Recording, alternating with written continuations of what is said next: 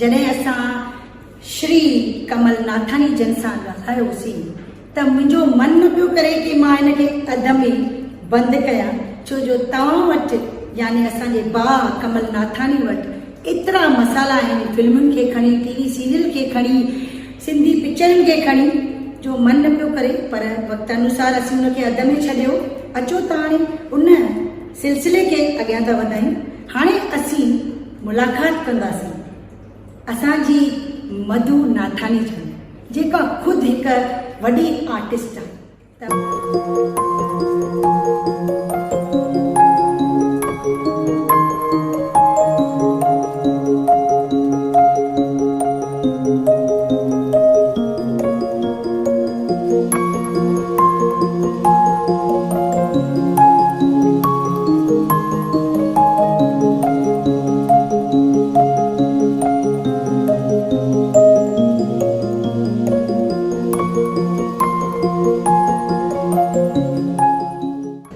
मधु जी जय झूलेलाल। जय झूलेलाल। त तव्हां खां हिकिड़ो सवलो सवाल था पुछूं कि रंगमंच ऐं फिल्म में कहिड़ो तफ़ावत आहे?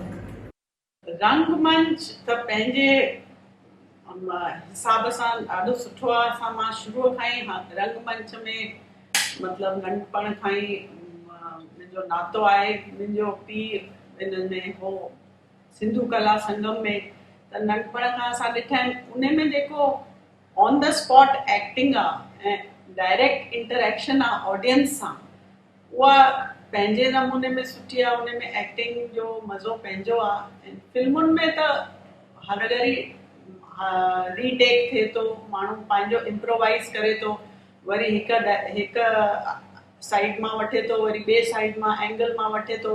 इन करे उहो ओॾी महिल उहे इमोशंस के आर्टिस्ट फर्स्ट क्लास करे था वठनि, पर के टाइम था वठनि करण में। उन में एॾी इंटरेक्शन बि कान्हे ऑडियंस सां, त उहो हर घड़ी उन किरदार में अचणु ऐं वरी उहो ई इमोशंस ॾियणु, उहो अलॻि आहे। मतलब हिकु कलाकार जे लाइ ऑडियंस जी ताड़ियूं जेकी आहिनि न, उहे तमामु इम्पोर्टेंट आहिनि। तो ऑडियंस जी ताड़ियूं तॾहिं मिलंदियूं आहिनि जॾहिं तव्हां थिएटर में हूंदा आहियो। टीवीअ में फिल्म में त माण्हू कॾहिं किथे थो ॾिसे, कॾहिं किथे थो ॾिसे, त उहो उन्हनि जो इंटरेक्शन थिए कान थो पब्लिक सां।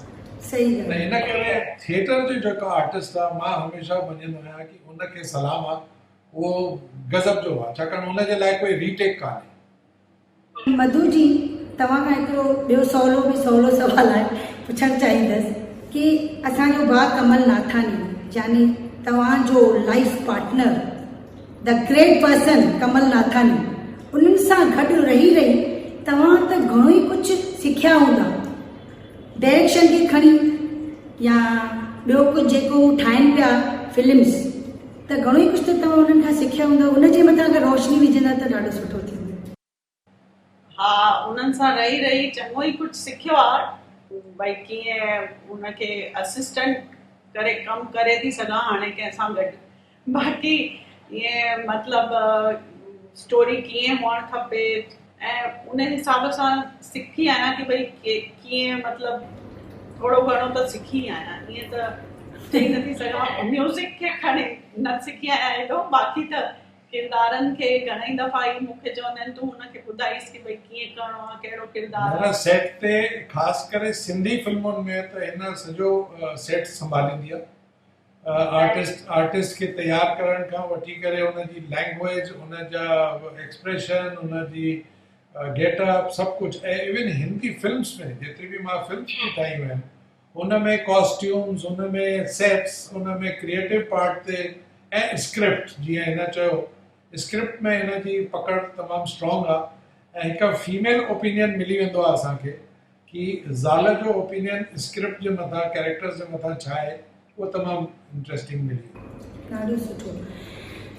मधु जी, जेको KNC प्रोडक्शन हाउस यानी तव्हांजो हाउस, उनखे ठाहिण में तव्हांखे केतिरा ॾींहं लॻा, केतिरी कशमकश करणी पई, केतिरी महिनत करणी पई? अगरि थोरो असां दर्शकनि खे ॿुधाईंदा त ॾाढो सुठो थींदो।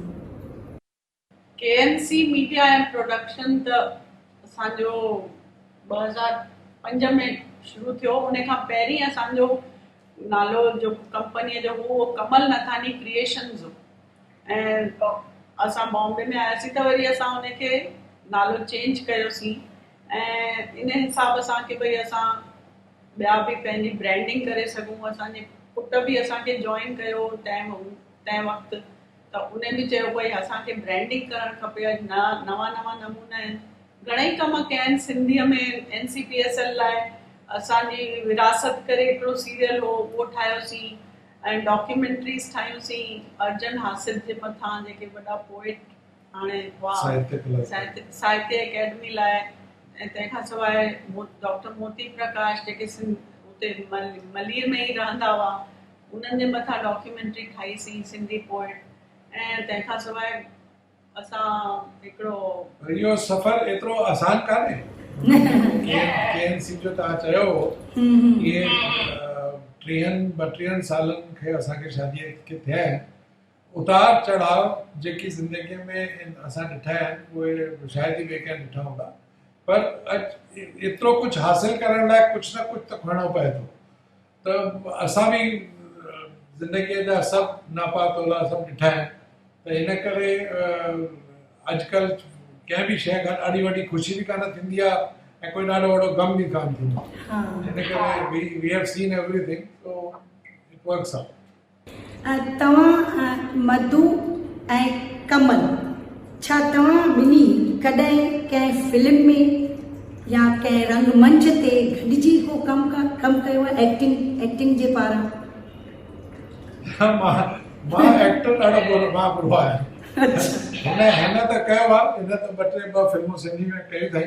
मूंखे शौक़ु ॾाढो आहे मॉडलिंग करण जो, पर मूंखे केरु रोल ॾे कान थो। बाक़ी मां पंहिंजी फिल्म में त कॾहिं कान कमु कयो आहे। मां कैमरा जे पुठियां ई ठीकु आहियां। मां एक्चुअली भाऊ तव्हांखे रोल ॾियण जो त ज़रूरत ई कोन्हे, तव्हां त माण्हुनि खे रोल ॾींदा। त तव्हां केरु कंहिंजो फिल्म में मां ॿुधाइणु चाहींदसि की हिकिड़े गेस्ट अपीयरेंस में आया हुआ। ॾाढो नंढो हिकिड़ो सीन हो गाने में, उन में हिकिड़ो सीन में आया हुआ। वो तो ईअं हिंदी पिक्चर चश्मे बतूल में बि मां हिकु सीन में कयो, तंहिंखां पोइ मां सोचे वरितो मां कॾहिं एक्टिंग न कंदुसि। अच्छा, यानी तव्हांजे हिसाब सां एक्टिंग करणु ॾुखी आहे पर एक्टिंग सेखारणु सवली आहे, डायरेक्ट करणु सवलो। एतिरो सवलो बि कान्हे कि केतिरा असांखे मिलंदा आहिनि सेट ते अहिड़ा माण्हू जेॾा माण्हू जंहिंखां एक्टिंग कराइणी पवंदी आहे त असांखे बि हालत ख़राब थी वेंदी आहे। त इहो नेचुरल टैलेंट आहे ऐं मूंखे ॿारनि सां कमु करण जो ॾाढो मज़ो ईंदो आहे, छाकाणि ॿार जेके आहिनि न उहे ॾाढा समझदार थींदा आहिनि। वॾनि खां वधीक ॿार समझदार हूंदा आहिनि। उन्हनि खे हिकु दफ़ा सम्झायो त उहे सम्झी वठंदा आहिनि। पर केतिरा वॾा बुज़ुर्ग वॾा एक्टर आहिनि, उहे पंहिंजी हिकु दफ़ो अटकिया कंहिं जॻह ते त उहो अटकी पवंदा। नौ सिखियनि खे सेखारणु वधीक आसान आहे केतिरी दफ़ा। सही ॻाल्हि भाऊ। हिकिड़ी ॻाल्हि इहा बि आहे कि सिंधी भाषा तव्हांजे हिसाब सां क़ाइमु रही आहे, रहंदी कि कोन रही आहे? मुंहिंजे हिसाब सां सिंधी भाषा किथे वञण वारी कान्हे ऐं जंहिं हिसाब सां हाणे इहो नओं दौरु शुरू थियो आहे सिंधियत जो, अॼु जी नई जनरेशन गाना ॻाए वेठी, पोएट्री लिखे वेठी, म्यूज़िक ते उन्हनि जो तमामु सुठो पकड़ आहे।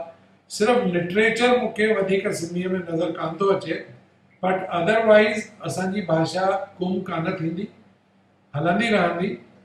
असांजी ग़लतियूं आहिनि कि असां पंहिंजे ॿारनि सां सिंधीअ में नथा ॻाल्हायूं। अगरि उहो असां थोरी इम्प्रूवमेंट हाणे बि कयूं त सिंधी भाषा किथे कान वेंदी।